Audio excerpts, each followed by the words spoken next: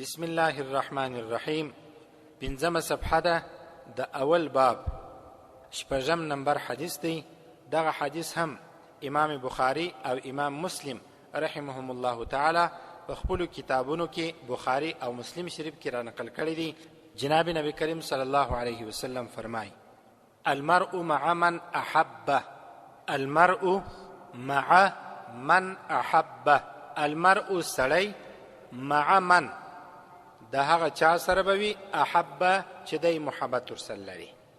المرء انسان به مع من د هغه چا سره وي احبه چې دی محبت ورسره لري.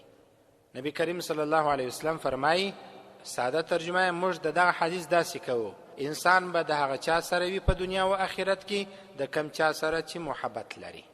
یو څه تفصیل ته به راسو، هغه ده انسان به څنګه د هر چا سره وي چې د کم چا سره محبت لري.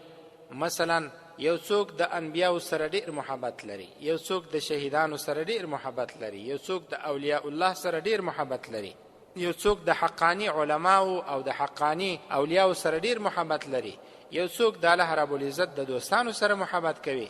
الله رب العزت به دغه کسان د قیامت په ورځ دغه انسانانو په جماعت او ډله کې راپورته کوي.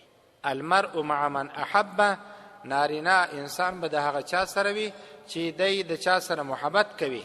نو الله رب العزت به دغه کس چې محب دی، دا کس چې محبت کوونکی دی، دغه سړی چې مینه او محبت کوي د چا سره کوي، الله رب العزت به د قیامت په ورځ دغه انسان د خپل محبوب انسانانو سره چې د محبت ور سره کوي د قیامت په ورځ راپورته کوي. اوس نو خبر از مارونو داده چې موږ او تاسو باید څنګه محبت وکړو، د چا سره وکړو. تاسو خپل فکر وکړئ. انسان محبت ته ضرورت لري. انسان د لور سره محبت کوي، او انسان د خپل زوی سره محبت کوي، انسان د خپل مور او پلار سره محبت کوي، او انسان بیا ډیر محبت د خپل ښځې سره کوي، او کله کله چې بیا په عشق مجازي اخته سي د نورو اغیارو سره هم د محبت علامات ښکاره سي. دغه حدیث په ذهن کې درګرځوئ چې جار او قربان الفاظ باید موږ پر الله رب العزت وایو، پر جناب نبی کریم صلی الله علیه وسلم وایو، او دا وایو چې زموږ محبت د الله رب العزت د انبیاء او صحابه کرام او امامان او تابعین او مفسرین او مجتهدین سره دی. دغه محبت زماورونو نه په دنیا کې کمی راولي او نه په آخرت کې د انسان پر جنت باندې تاثیر کوي چې تا ته نو جنت نه درکول کیږي، بلکې دغه محبت انسان تر یو درجه رسوي. نو محبت خو خامخا کوو. د چا سره په اول قدم کې وکړو؟ د جناب نبی کریم صلی الله علیه وسلم سره. د نبی سره د محبت انداز باید څنګه وي، او د نبی سره که د محبت موږ دعوه وکړو نو د محبت دعوه به مو هغه وخت صادقه او رښتینې وي، او دا دعوه به زموږ سمه وي چې کله زموږ او ستاسو روزانیز 24 ساعته ژوند شپه او ورځ د جناب نبی کریم صلی الله علیه وسلم پر طریقه برابر وي. اوس خو نبی نسته چې یو څوک وایي زه میلمستیا کوم، یو څوک وایي زه داسې کوم، یو څوک وایي زه داسې کوم. د نبی سره محبت دا دی چې د جناب نبی کریم صلی الله علیه وسلم احادیث مبارکه را ژوندي سي. ځکه نو موږ هم پر دغه بنیاد باندې چې موږ د نبی سره محبت لرو د حدیثو سلسله او درس شروع کړي. او اوس موږ دا امید دي چې په ټوله دنیا کې په مخلوقاتو کې موږ د جناب نبی کریم صلی الله علیه وسلم سره محبت زیات لرو. الله ته امید دی چې الله د نبی تر بیرغ لاندې موږ او تاسو د قیامت په ورځ راپورته کړي. د نبی سره د محبت علامه ده چې په دغه دنیا کې خپل 24 ساعته ژوند د نبی پر طریقه جوړول، بس دغه د نبی محبت دی.